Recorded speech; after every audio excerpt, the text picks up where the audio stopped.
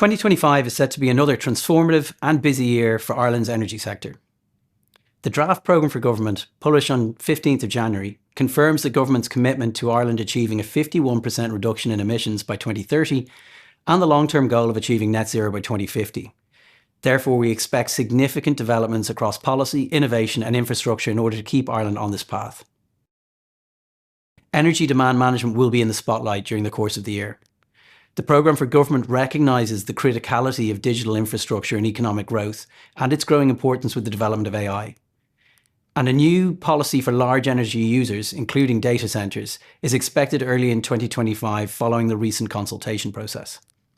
This will be closely watched by businesses in the sector as well as potential investors in Ireland. Additionally, the Climate Action Plan 2024 calls for a demand-side strategy to be implemented in 2025, focusing on targeted measures to manage demand across all sectors of the economy. Elsewhere, momentum is building in the transition to zero-emission gas.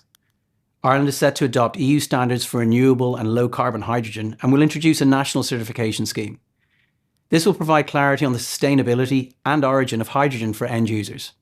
Gas Networks Ireland continues laying the foundation for a net zero carbon network by facilitating the commercial scale injection of biomethane into the network, which will be a critical piece of the country's long-term energy strategy. The renewable electricity sector remains vibrant, and the programme for government commits to the delivery of 9 gigawatts of onshore wind, 8 gigawatts of solar and at least 5 gigawatts of offshore wind by 2030. Applications for the first small-scale RES will open on January 27th, while consultations for the RES 5 terms and conditions will conclude in February. Offshore generation is also advancing, with the ORES Tánaua auction phases planned for the first and second quarters of 2025. All of these initiatives aim to increase Ireland's renewable capacity and maintain momentum towards its energy targets. Stakeholders in offshore wind will closely monitor the new government approach to the future framework measures published by the previous government, which were designed to support the long-term development of offshore renewable generation. These actions are key to realising Ireland's ambitious offshore wind targets and ensuring the sector aligns with broader economic goals.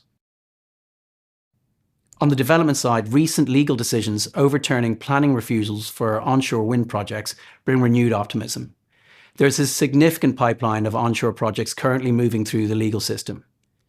Additionally, the programme for government commitments to infrastructure spending include much-needed grid upgrades, enhancing Ireland's capacity to accommodate new renewable projects. Progress on hybrid connections and private wires, which are referenced in the programme for government, will also be crucial steps forward in modernising our grid connection policies and making Ireland a more attractive investment location for energy users and for generators.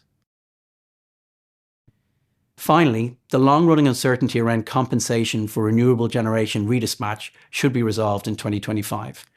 With clarity expected from the Supreme Court and subsequently the ECJ, this will be a pivotal issue for developers and investors. With increased activity on the horizon, our construction, infrastructure and utilities team at Mason Hayes & Kern is ready to guide you through the opportunities and challenges that 2025 may bring.